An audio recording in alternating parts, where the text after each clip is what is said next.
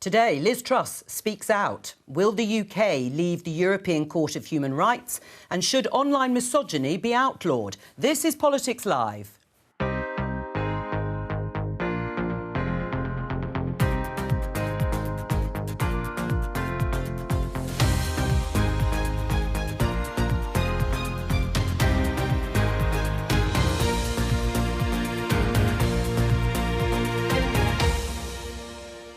Joining me, Conservative Chair of the Women and Equalities Committee, Caroline Noakes, Shadow Attorney General Emily Thornberry, Daily Mirror political editor John Stevens and comedian Jeff Norcott. Today, she's back. Should the Conservative Party put their faith back in you, Miss Truss? Liz Truss gives her first interview since being deposed as Prime Minister. Obviously, I've got more time available now to think about these things and make the argument, and that's what I want to do. Do you think that Liz Truss's approach was the right one? Well, clearly it wasn't. Do we need to leave the European Court of Human Rights to stop the small boats? Self-proclaimed misogynist Andrew Tate is in custody in Romania while police investigate allegations of rape and trafficking. But should online misogyny itself be a crime? And we speak to the mum who didn't want her son to celebrate Gay Pride Month and is now suing the school.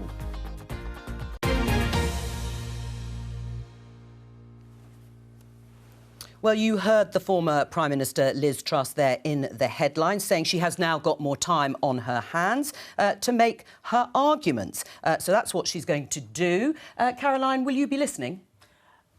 No, I don't think I will. I think Liz has a problem because we have a very crowded space full of former Prime Ministers, and we've got Boris setting out his stall on a world stage. We've got Theresa May, very diligent, hardworking and making some great interventions on a domestic stage. So where has Liz got left to go? I could argue not on this planet. And I'm with Grant Shapps, who has been very clear on this. Should we be listening? No. The markets, as a Tory, I'm taught to trust the markets, and the markets spoke very clearly about Liz's plan, and yeah, I'm inclined to agree. A period of silence would be helpful. Well, Caroline is very clear on her thoughts on Liz Truss. Will you be listening to what she has to say now she's got more time to make those arguments? I just think it's extraordinary that she's so unapologetic. I mean, as interest rates continue to rise, and we know that part of that is her fault, people are losing hundreds and thousands because of Liz Truss, and she just swanks back on as if nothing has happened and starts blaming the whatever coalition she says. I think this coalition has Biden in it and the Labour Party, as if it's our fault. I mean, she's completely deluded. And remember, this is the woman who beat Rishi Sunak. You know, I mean, Rishi Sunak is the also-ran who took over after she collapsed. I mean, it's extraordinary. And the level of,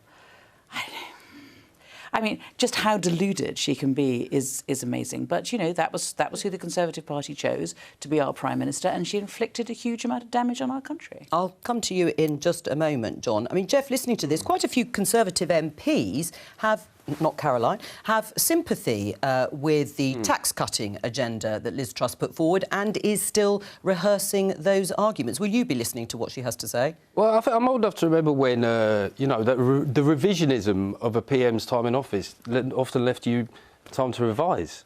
I mean, we haven't had any time. You know, when people say history will look kindly, we're still in the same football season as we were when Liz Truss was forced from office. And in fairness to her, look, I've blamed the left-wing establishment when I've had a bad gig as well. But the truth is, it didn't go well. It didn't go well, and it's frustrating for somebody like me who does think that the corporation tax going up to 25% is a massive mistake. I think that post-Brexit, post-COVID, we want to attract investment and we want to create jobs. This is probably the worst time in our country's history to do that. But they went on this mad closing down sale of pulling tax cuts out of the hat and then seeming to sort of boast that this was only just the beginning. And as Caroline says, that they spooked the markets, which is, you know, that's really dangerous to the Conservative brand. Right, well, we are going to listen to a little bit more of Liz Truss, despite what most of you have said so far, and then I'll come to you, John. This is the interview with Spectator TV. You can see it from 5 p.m. this evening. It's with Katie Balls and Fraser Nelson, and this is talking about her economic prospectus.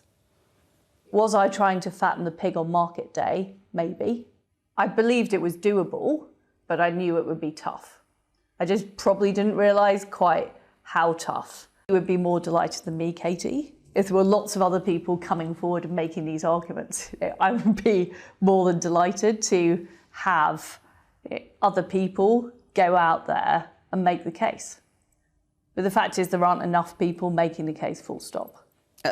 I did say I'd come to you, but briefly, Caroline, you won't be making the case then. Well, look, Liz was right when she said we needed growth in the economy, but you cannot have unfunded tax cuts. It scares the markets and you end up in the mess that we were in back in October time. What do you make of the intervention now? We've got the budget, of course, coming up shortly, in about a month's time. Well, it's like an incredible list of blame. It was 4,000 words, and you look at the list of people that she blamed in there without taking any real responsibility herself. She blamed the Tory party, the markets, the public, not understanding arguments about tax, Joe Biden, the Treasury, the Bank of England. And you just look at some of the arguments she makes in that piece.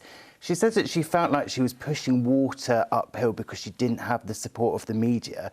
Look back at the headlines that were in the newspapers after that mini-budget.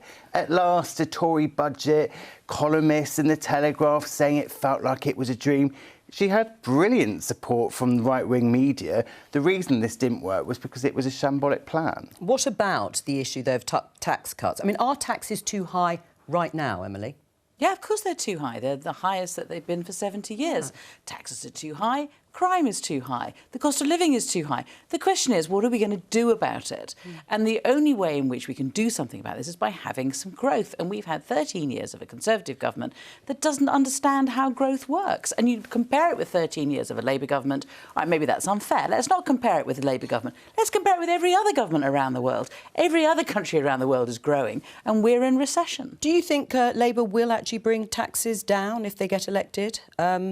Well, historically, there's not much evidence to suggest that that would be the case. But I suppose the danger of what the Tories have done is if you put corporation tax up to 25%, there's room for Labour to come in and even just cut it by 1% and say that they're friendly to business. That's why the corporation tax thing, I think in terms of your pure sort of financial terms, that was the biggest measure. It was the one that they'd announced. It was the one that people had more or less accepted, but they ruined that by going on a spree of other tax cutting. We want to change the taxation system and we want to make it fair. But you do want to bring them down, don't you? Yeah, of course. But on corporation tax, we want to make sure that corporation tax is roughly the same around the world, that we have a global taxation rate, and that will be fairer, so that there isn't this rush to the bottom. But we also need to, we know that there are plenty of people, particularly the very richest, who don't pay tax, and we need to make sure that we're making sure that people pay their way. Are you hoping for some sort of announcement, although it looks unlikely, by Jeremy Hunt in the budget along those lines? Well, look, I want sound public finances. I want a budget that is sensible and pragmatic and recognises the very difficult position that we're in. And I think it is absolutely correct to say that taxes are high, and I would like them to be lower, but I would also like there to be enough money to spend on defence, on nurses' salaries, on transport, etc. Right. You do sound both very similar, which may be a very good thing, but difficult for voters to perhaps pick between the two when it comes to we have All right. Well, let's see if we can investigate those further. Let's have a look at this in the Sunday Times. Rishi Sunak's threat to pull the UK out of the ECHR, the European Court of Human Rights, which applies the European Convention on Human Rights. That's the international convention that was brought in to protect human rights and political freedoms in Europe after the Second World War. It's the pledge to leave if new laws that the government is going to bring in a block to 65,000 Channel migrants predicted this year. This was the big piece in the Sunday Times. The response from one Conservative MP was this tweet: pull out of the ECHR. This would restore sovereignty, says Lee Anderson, Conservative MP, to Westminster and stop Strasbourg rulings being enforced in UK law. It would stop the small boats as well. I'm not quite sure why anyone would object to this. If there was a referendum on this, it would be a leave vote. Do you agree with Lee Anderson? Oh, to me, seldomly. So the reality is, look, we were part of drafting, bringing in the ECHR. I'm not quite sure how leaving the ECHR is suddenly going to stop those boats. You need to have pragmatic solutions with the French. You need to have returns agreements across the whole of the EU in order to act as a deterrent. The boat problem, and we make ourselves a hostage to fortune by pretending that you can stop the small boat crossings quickly and easily. You cannot. And it's going to be an enormous piece of work to put in anything that acts as a deterrent. So what do you make of the fact that it is one of Rishi Sunak's key pledges, one of his 5 priorities? You agree it may be difficult to achieve? I think any politician makes themselves a hostage to fortune by pretending you can solve this issue easily. You can't. And I spent 18 months as Immigration Minister when we saw those first crossings and recognised then it was going to be an enormous challenge. I don't think any of us predicted the scale of the problem. So is the pledge a mistake? In my view, yes, it is. I think it's going to be incredibly difficult to deliver on. Do you think it will be delivered on, this idea of the UK pulling out of the European Court of Human Rights in order, in their words, to stop the small boats? I think that there was a Conservative female MP, so I forget her name, but on a WhatsApp group that was quoted as saying it was a bit of willy waving. I think that was the phrase that she used. To coin a phrase. To coin a phrase. There's other phrases. But I think that when I look at Rishi Sunak, I don't see a man chomping at the bit to take unilateral action to pull the UK out of a huge supranational body. I mean, the main thing in his sort of political life so far has been the radical agenda of things that he's not going to do. So I don't see that happening.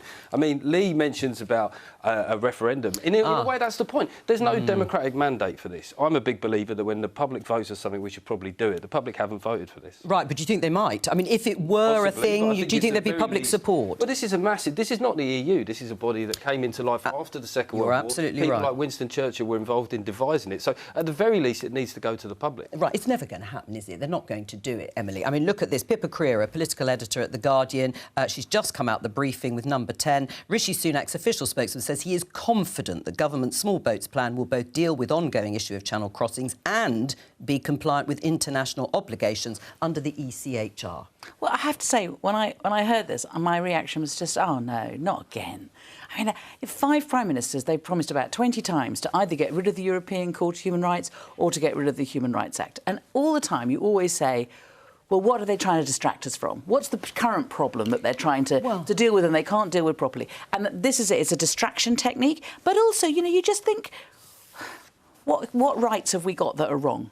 What rights do you want to stop us having? I mean, because if they want to change the Human Rights Act or they want to get us out of the European Court of Human Rights, what difference will it make to British people? What rights will they take away? You know, what is the issue? And I've always asked that, and as I say, I've asked it about 20 times in the last 13 years, and they haven't brought us out of the European Court of Human Rights, and they haven't got a new Human Rights Act. You know, they don't seem to have been able to move on it. And as has been said, you know, the European Court of Human Rights is something that was inspired by Winston Churchill. This is the party of Winston Churchill who uses this as a distraction. And what we should be talking about is cost of living, crime. Is it just a distraction? Is that what this is, Caroline? I think it's pandering to some of my colleagues who'll think it's a great idea. I think that's what it is, and it's all it is. I mean, we had legislation last year, didn't we, in order to stop the small boats crisis. That's what they claimed it was going to be. And Labour have said they want to stop the small boats Of course too. we do, but you can't legislate your way out of this. So you can't pass legislation on human rights or anything. I mean, you passed legislation last year, it hadn't made a difference. They say they're going to legislate again. What they need to do is they need to have a proper policy response, which is much deeper than that and doesn't grab headlines in the same way. But quite frankly, this is such a worn-out issue. They've been banging on about this for years and years and not got anywhere. And yet it is one of the 5 pledges. And Conservative MPs who've come onto this programme say it is a big issue with constituents. And they'll do anything, almost anything, to ensure that these laws that the government wants to introduce are not held up in other courts. Yeah, and the other thing is that people's lives are at risk at the moment. That is at the centre of this. People are making extremely dangerous crossings. We're having people drown in the channel. Very desperate people bringing their children over on dinghies. And I think that is why it's so important that we get a workable solution that actually sorts this out, rather than having some pointless argument about the ECHR, which in that article in the Sunday Times, it's about how the Tories think this is a wedge issue with Labour and ahead of the next election, it could help win votes. This isn't about winning votes for the Tory party. This is about preventing people drowning at sea. Well, and it's 65,000 is the prediction. That's the Home Office prediction. I mean, that is an awful lot of people risking their lives. Wouldn't it be prudent to try anything to stop or deter people making that crossing? And I think the question has to be try anything. What is anything? Is anything the wave machines that we heard about, the floating barriers, the turning them around with gunboats, the pushback? All of those have been thought about, considered and rejected because they're too dangerous. You'll see deaths in the channel. Do any of us really want to see people drown? No, of course we don't. We want to see safe, routes to asylum, and I was the last immigration minister who talked about vulnerable persons resettlement and made a commitment on that front. We want to see more routes, more bespoke routes like the Afghan citizens resettlement scheme actually working. And I think that there are reasons why you might expand family reunion. But to be frank, anything that talks about a simple solution to this is utter nonsense. It's going to take a whole suite of practical, pragmatic steps, many of which are going to involve upstream migration. They're going to involve working with our neighbours. The agreement with Albania, I think that's an absolute step in the right direction, so you can speed up returns, thereby acting as a deterrent. And perhaps we should be seeing an emphasis on more of that sort of scheme rather than... Rwanda? No, not Rwanda. Rwanda's an expensive white elephant. I agree with a lot of what Caroline has just said, and what I was saying before is not that it's wrong to talk about immigration and to talk about a solution to that. What I'm saying is that to have a kind of an easy, like getting rid of the European Court of Human Rights or getting rid of the Human Rights Act is a solution to it. It's not. That is not the simple solution, and there needs to be a thoughtful consideration. There needs to be a number of things that has to be done. I mean, interestingly, there are Conservative MPs who've written about this, saying it's an existential issue for the party, that the election, the next election, rightly or wrongly, could fall or rise on this. Well, go to the public, make that argument. I think there's a danger with both parties that they fall into pet areas, is that certain parts of the Conservative Party just pick a fight with Europe, and Labour politicians all too often, for me, have just taken sort of refuge themselves in moral platitudes, really, just saying, you know, the obvious decent thing, which most people feel, but there does seem to be, from the left, sometimes a bit of a dearth of actual practical ideas as to how we do that. Let's have a look at this headline in the Daily Telegraph. Online misogyny set to be outlawed. Government will use new bill to crack down on abuse of women and girls on the internet. Now, some Conservative peers say tougher rules are needed to target misogyny, specifically online, as part of the online safety bill. John, can you give us a sort of idea of what they're proposing and the government's position on this? Yeah, so this is this legislation that goes all the way back into distant past of the 2019 election manifesto, when the Tories said they were going to make the internet, Britain, the safest place to be on the internet in the world. And then last March, Boris Johnson brought forward this online safety bill. Since then, we obviously had all the chaos of last summer and 2 more prime ministers since then. It's been redrafted a couple of times, and now it's made its way through the Commons. In that bill, it says that online firms, people like Facebook, Twitter, YouTube, whatever, would have to enforce their own terms and conditions. And in a lot of their terms and conditions, it says that misogyny is not acceptable. Now, there's a group of... So it's gone through the Commons, it's now going through the Lords. There's a group of Tory peers led by Nicky Morgan, who obviously used to be the Culture Secretary. She's saying it needs to go a step further, that there needs to be this kind of contract with the online firms, that they need to stamp out misogyny, and if they fail to do that, they should be able to be fined up to 10% of their global revenues. I mean, as it stands now, Caroline, the online safety bill, will it outlaw misogyny or not? No, I don't think it does at the moment. I think Nicky's amendment will achieve that, and that's why I was with Nicky herself and a group of women from the End Violence Against Women and Girls Coalition in Downing Street, I think probably 3 weeks or so ago, calling for exactly this. I think there is a real problem, is that misogyny online too often tips over into misogyny in real life, whether it be at football matches, whether it be on the streets. And I think there is a massive problem that we have a cultural acceptance that it's OK to be abusive to women. And, you know, it isn't. Emily? I think that's right. I mean, I think it's difficult to underplay what a serious problem this is. I think there has been a real change in our culture, and I think it worries me, the attitude of teenage boys. I've spoken to teachers who teach, you know, To Kill a Mockingbird or Othello, or these sorts of kind of classic texts that they've been teaching for decades, and now the reaction of teenage boys to the depiction of women, to the treatment of women, has really changed. And we have to be serious about this, because, you know, it is not acceptable, as I said, but you know, it isn't enough to, I think, to pass a bill that's taken years and years. It's still too weak. It's still not broad enough. And we just need to... I mean, I don't want to be here in a few years' time and find something terrible has happened in one of our schools, you know, and for people to go, oh, we should do something about it. No, we need to do something about it now. But do you think it's too weak, the bill as it stands? Does it need this extra layer of legislation, tightening up, if you like? Well, I think it's interesting, you know, when I'm on a place like Instagram, when I get female followers, I'd say 90% have their profiles as private, right? And there's a reason for that.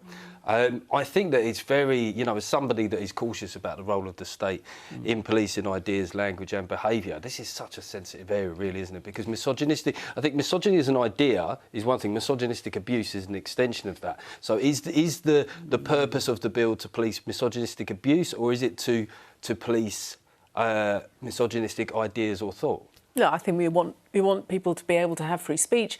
We want to be able to debate ideas and thoughts. So what kind of things would it shut down then, Caroline? What kind of things would it shut down? OK, so maybe it would shut down things like men online threatening to rape me and Emily. But that's it. That happens Caroline, already. That's already illegal. I wasn't at any point suggesting that would be something that I was against. What I'm saying is, we were talking just now about misogyny becoming illegal. So I was just wondering if you could offer a distinction between misogynistic abuse and ideas that were sort of inherently sexist. And I think that's a really interesting question. Not last year, the year before last, the Law Commission looked specifically at whether misogyny should be a hate crime and came to the conclusion that it shouldn't. And I agreed with the government then, and I was prepared to accept it. Why?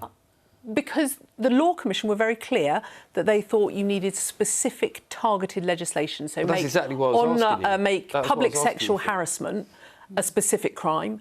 Now, we watched the government drag their feet about that. They've now conceded that point. We've got Greg Clark's bill coming through the House. But I think there are real challenges around how you can secure free speech online at the same time as cracking down on the sort of abuse that women in public life, female celebrities, get every single day. Right, isn't that the sort of concern, though, that Jeff is expressing? Where is that line? I mean, clearly saying something like threatening to rape you is beyond the law. It's criminal. Illegal. But what will misogyny, what will it include? I'd be interested in hearing some examples about what would be outlawed then online. I think it shouldn't be legal for people to say that, for example, that I should shut up and then there be a string of abuse which is just, and I won't repeat it, but is all just sexualised and is about the fact that I'm a woman, that because I'm a woman I ought to shut up.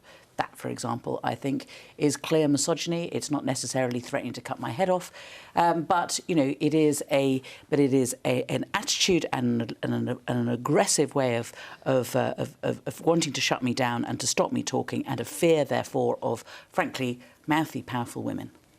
Jeff? Well, I think it's interesting that you said, Caroline, that you were against the legislation that made misogyny a hate crime, but you seem to be sort of expecting social media companies to do something that you weren't willing for government to do.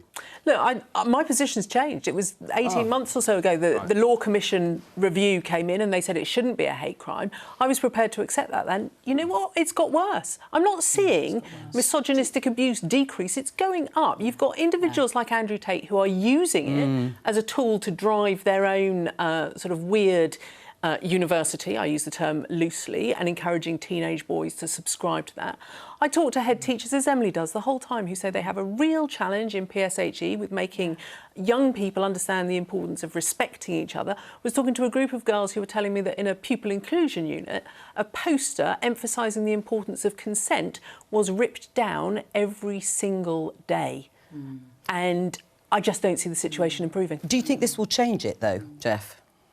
I mean, it could do, yeah. I mean, if that's what I'm saying. It's a really crucial piece of legislation, and all the things that you've both spoken about are things that I see and have detected. And you allow, these people that have come into this space of debate are essentially dangerous people. I've got a young son myself, but I just think that whenever government is dealing with something that is essentially subjective, which is what people think about the difference between the sexes, and of course any kind of misogynistic abuse is wrong and should be illegal, but holding those ideas, that's what I'm talking about, is the difference between those spaces. I think that government does have a role. I don't think we agree on this, but I think government has a role in terms of its leadership.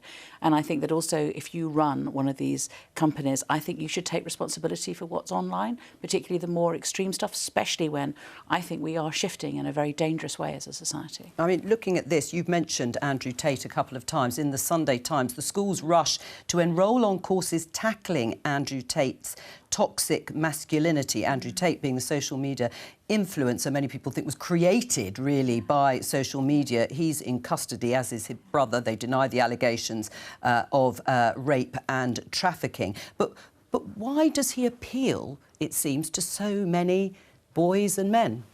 Well, I suppose on one level, there's two strands to what he does. I mean, he's a self-confessed misogynist. Yes. A lot of stuff that he says is... I mean, before any of his followers give me grief, he said that himself. Right? Yeah. there's two strands. There's that side of it, which is pretty toxic, and then there's the other side, which is where he just talks in frank ways about the realpolitik between in the battle of the sexes, right? He'll say things like women are attracted to men who are tall, powerful, and wealthy, which will be things that for a lot of people will resonate in their lives. So he perhaps establishes a degree of trust by saying simple things which perhaps in circles like these we might be cautious about.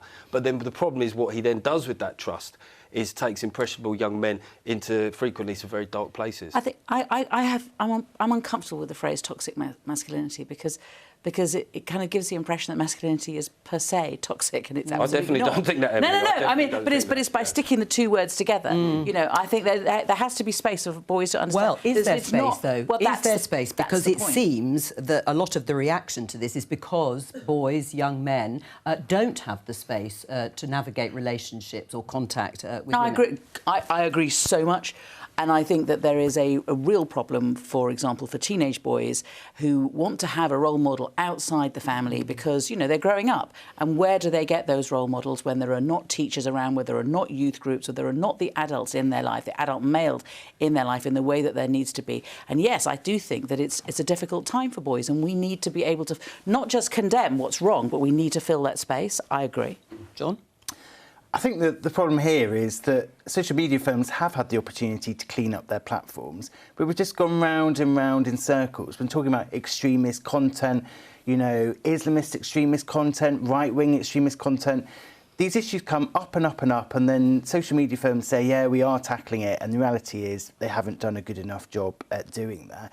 And, yeah, I've got no doubt the government doesn't really want to get involved in this stuff, but it's having to because, as you're saying, this kind of misogynistic content is getting worse, and despite all the promises, despite all the kind of adverts on the tube station downstairs about how social media firms are being really proactive and doing this stuff, in the reality, they're not doing enough at all. I mean, how do you tackle or counter the sorts of things that are being put forward by people like Andrew Tate in a social media world? Well, it's not something that the government also... I mean, it's interesting at the moment, TikTok have got a campaign which I think they've realised that parents are worried about this, and they're saying, we take security very seriously. So I think that in the same way that, you know, prior to the sugar tax, suddenly, mysteriously, companies would go, oh, I think we're going to reduce the amount of sugar in our drinks. I think that they sense that something is within the pipeworks here. So I think that whatever this legislation is, I think that there will be good outcomes in terms of simply having the debate. Right, this is another headline connected to it. It was an article in last week's Telegraph on online safety bill about backbench MPs and former ministers calling for strict age checks on social media and adult sites to prevent children accessing pornography. Rebel Tory MPs demand tougher laws to stop children viewing pornography online. You're one of those. I was about to say, I think I'm one of them, aren't I? And we saw... I think you are. a really horrible piece of...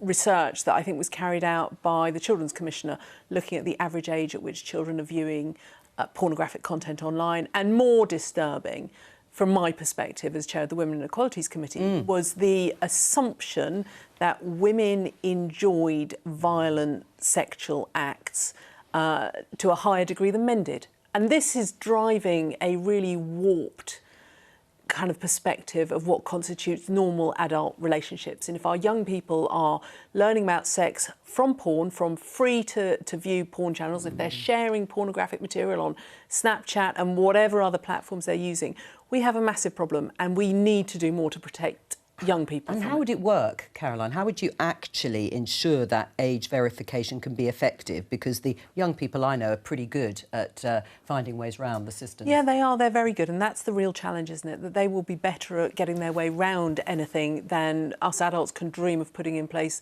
to stop it. But there's all sorts of clever tech. So it's not just about age verification. There are some platforms that can identify how old somebody is by the way that they type.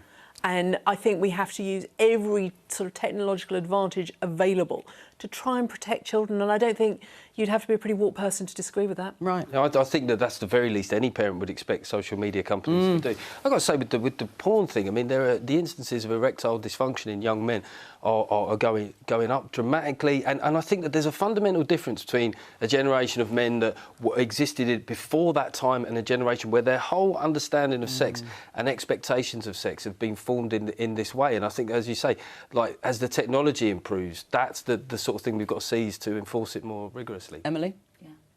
I mean, I think my worry about age verification is that it might be in some way seen as a silver bullet, and I know that isn't what you think, but I don't want to let anybody off the hook on that, because I do think that they can still be sharing, you know, on other platforms. Sure. You know, so what do you do about them sharing it on Twitter or Reddit or, you know, whatever the other sites are? You know, that so that they can get round it. That's the issue, and it kind of takes us back, I think, to a sort of an underlying theme, which is that there is a responsibility within schools, and, you know, age-appropriate education in schools on sex and relationships is absolutely vital, particularly at a time like this. And thank goodness that's the law. Right, let's have a look at this in The Sun. Banter bouncers is the headline. Free speech fears as pubs could be forced to hire bouncers to police boozy chats under new laws. Yes, you're laughing. It just sounds like a nickname for a bloke in your group that you don't like. Oh, here comes the banter bouncer. This is just a ridiculous... I don't think that there's anyone realistically saying that there's any chance of this happening. We don't have it for other things which are illegal or unpleasant. I don't honestly think we're going to have it for this. Do you have a fear, John? I don't have a particular fear of this, no. I think that the fear may just be kind of restricted to the postcode where The Sun is produced, and there may not be many people around the country who actually think this is actually going to happen. Just briefly on the age verification, do you think this is something that will just happen but might not work that well? Well, we know before we had kind of age restrictions on people can put restrictions on their home internet, they can do it on their mobile phones, but the reality is you look at things like WhatsApp, you can share a video with someone else on WhatsApp with a WhatsApp group. WhatsApp's got no idea what's actually in that video, and you can have whatever restriction you want. You can have someone have to put in their credit card details. If you've got children using mobile phones, they're going to access this stuff in some way. Caroline, I mean, is there also a problem about that much data being handed over in order to get that age verification? Well, I can remember years ago coming up with a proposal with Karen Bradley, at one time Culture Secretary, about could we not use credit card verification? So actually you can have a debit card at a young age, but a credit card you have to be over 18, and charge people a penny to look at Pornhub or other sites are available. And, you know, that then gives you a tag of who it is doing it and what credit card. And we're not actually taxing porn, are we? We're just putting a notional charge on it. I don't know whether that's too simplistic a solution, but it certainly is apparent that we have an explosion of children accessing porn. All right. If you want to watch more discussions, and of course you do, from previous episodes of Politics Live, do go to the Politics Live page on BBC iPlayer, where there are discussions about everything from the NHS, sending tanks to Ukraine, and the record profits being made by energy companies. Let's move on and have a look at this headline in The Times. Devout Christian claims son 4 was forced to go to LGBT Pride Parade. Izzy Montague, supported by the Christian Legal Centre, is suing her son's school on the grounds of direct and indirect discrimination, victimisation and breach of statutory duty under the Education Act 1996 and the Human Rights Act 1998. Now, it's the first time a UK court is scrutinising the legality of imposing LGBT ideology on primary schools. We have Izzy Montague with us, the mother who is taking her son's primary school to court. Izzy, why are you taking this action? Izzy, can you hear me? I think the line might have gone down. We'll come back to Izzy in just a moment. But first of all, your response to the fact that she is taking the school, or suing the school, for her son being made to take part in an LGBT parade, a celebration in Pride Month. Well, I think it's very sad, and I would like to see age-appropriate sex and relationship education for all children, making sure that they learn that love is love and that we should respect everybody, regardless of their gender, their sexual orientation. And I think we've seen from Mrs Montague some years ago on a different television channel suggesting that children shouldn't be taught, shouldn't have gay ideology taught to them. Well, of course they should. And I think it's absolutely right that schools should be empowered to do that in an age-appropriate, respectful way. Izzy, I think we've got the line to you now. Why are you taking this action against the school? Oh, maybe it's just me that Izzy can't hear, or the line keeps going down. Well, while we're trying to establish Izzy Montague... No. Oh, she can't hear. I think that would be no to. Can you hear the studio? Emily? I think that it's right that we begin, as we have done. You know, we've been talking throughout this programme about the importance of education and the importance of understanding one another, and the importance of proper education when it comes to age-appropriate sex and relationship education. It's important people understand about healthy relationships, and gay relationships are part of that. So, I mean, I think, you know, that's the curriculum and that's what we teach in schools. I think that it would be inappropriate for teachers for parents to start saying to teachers, I want to see your lesson plan before you teach this lesson. I want to have the opportunity to veto what it is that you're teaching, and that that doesn't really work. So, I mean, obviously, we do have a system whereby people can opt out of religious education. Well. And that was kind of part of the establishment of schools, was, you know, you could opt out of assemblies. But equally, you can opt out of school trips. You know, you have to give consent for your school trip.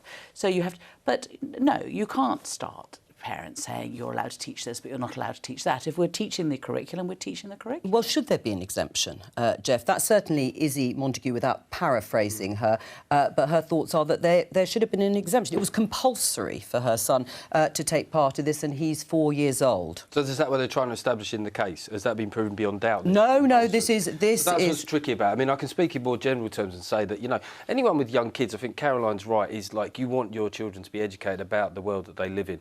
The detail, perhaps, the level of detail. There was some stuff on anatomy the other day that my son was being taught. I was surprised at the level of detail, I'll be honest. I would say that I think things that happen within the school and outside of the school feel like different spheres, and if the child was 4 at that time, it feels like it's the parent's call when it's outside of school. Wouldn't be a problem for me. It wouldn't be a problem for me at all, but it still feels like that is the parent's sphere. I'm going to give it a third go. Izzy, can you hear me now? It's Jo Coburn in the studio. I can hear you. Hey, third time lucky. I don't know if you've heard the discussion thus far, but tell us why you're taking this action against the school. Primarily, it's more to do with the fact that schools can enforce whatever they choose to do. Some of these ideologies that they have are quite deep and quite disturbing, and the fact that parents can't opt to choose not for their children to be learning the worldview according to the schools. You know, that's why there has to be, a fashion that parents can go through, that they can say, well, no, I don't want my child to learn this. Right. Now, you say it's the school, but actually the statement from the primary school is, as a school, we have a duty as stated by the Department for Education and reinforced by the Early Years Foundation Stage Framework to promote fundamental British values as part of the spiritual, moral, social and cultural development of our pupils. And that includes important values of tolerance, inclusivity and equality. So this is what the Department of Education has set out. Your school is merely following the guidelines. Absolutely not. There's no laws that says that the school has to teach certain subjects in the way that they can teach it. Schools have to remain neutral. They have to teach facts. They have to teach truth. A lot of these subjects that there are issues that they're teaching are ideologies. It's not simply just saying, OK, this is happening in the world. Well, these are values. It's about ideology, telling children that this is what it is and this is what is correct, and your views or your family's views or your community's views are incorrect. Izzy, just stay with us. Caroline, what do you say in response to that? That these are ideologies? Well, I simply disagree that being gay is an ideology, and I think the important part of the Department for Education's statement is that it's about tolerance and inclusivity, and I am sure that every school is championing that, certainly in my constituency, and that's what they should be doing. And it's not about deeply disturbing ideology. I entirely reject that as any sort of factual way that PSHE is being taught in our schools. Izzy? I mean, if you ask some of the teachers who champion for this, what their views are. So if we go into, let's say, gender ideologies or relationships, it can, these are lifestyle choices.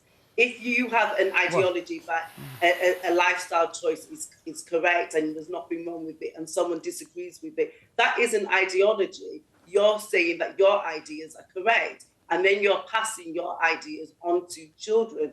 Why I say it's disturbing is because some of this is verging on what is truthful or not. So telling children that, some children have 2 mummies and 2 daddies, that is, a deep disturbing ideology that isn't correct. All right, No child has 2 mums and 2 dads. Caroline, All children have a mum and a dad. Caroline? Well, of course you can have children with 2 mums and 2 dads, and I think it's wholly disrespectful of Mrs Montague to pretend that gay relationships don't exist and that they're some sort of ideology. They are reality, and I think we should respect those families where children are being brought up in loving homes. What about, Jeff, the idea that parents have some redress? There are exemptions, as you were saying, Emily, on religious grounds to attend certain things at schools. Is this going a step too far? Well, as you say, if that exists within the school, if you can withdraw from an assembly inside of a school, it seems, likely that people will be able to withdraw their children from activities outside of it. But there's 2 threads to this. There's what Ms Montague is saying in relation to that and what's being taught in schools. And I think there are a lot of people that I just want my child to grow up with a rounded view of what the world is and how it tends to operate for most people. And I think that when she says that people are being taught, she sort of seems to be alluding to the idea that you can biologically have 2 mummies. I don't think anyone would say that that's possible. But what you're talking about is their living situation. So if they can't say they've got 2 mummies, how else do you describe it? I don't think there's any other way of describing it. I mean, should these things be compulsory? I'm not sure that getting 4-year-olds to take part in some sort of LGBT parade is necessarily the most helpful way of teaching people about tolerance and diversity. I'm not actually sure how that achieves that aim, but the idea that Izzy was saying about how being gay is a lifestyle choice, I think that is offensive and that is wrong. Emily? Yeah, I mean, I don't think I've got anything to add, really. Right. I think that, we have a curriculum, thankfully it is one whereby sexual education is compulsory these days, which I think is a good thing. It has to be age appropriate, but we need to make sure that children are educated thoroughly and in the round. Right. Izzy, do you accept what John said, that actually some of the things that you have said, certainly about being gay being a lifestyle choice, is offensive? I don't think it's offensive at all. I think... Again, I think this is where the problem is that we do have a problem with hearing the truth. We have come so far away from we use a lot of words that sound very nice, and we actually are forgetting what the truth is. If you have a relationship and you've got an equal relationship to decide of who you want to be with, it's called a choice, and therefore you might have a strong feeling to have a relationship with someone of the same sex or the opposite sex, but you do have the overall decision to make a choice on what you believe is right, and that's why it is called a lifestyle choice. Well, your child will have a choice between what they're taught at school and what they're being taught at home, and it will be for them to decide which ideology, if that is what it is, but it isn't, they go with. Right. I mean, in the end, what are you scared of exactly, Izzy? Scared? I mean, there's no fear, absolutely no fear whatsoever. It's about your human right. You have a right to raise your children in the way that you choose to believe in. That's a human right for everybody, not just for a few, but for everyone. And my human right in this particular school, it just wasn't adhered to. All right. And I think it's important that all parents have that human right, validated. Izzy Montague, thank you very much. We've only got a little time left. Just a very quick question around the panel. In TikTok, which we were talking about very briefly earlier, banned or not, Caroline? No. No. Emily? What? Should be banned or not? TikTok, that's certainly what one of the... No. No? No? No, I'm on it. I use it. You're on it? You use it? It seems like they banned me. My followers haven't got a break. That's all we have time for today. From all of us here, bye-bye.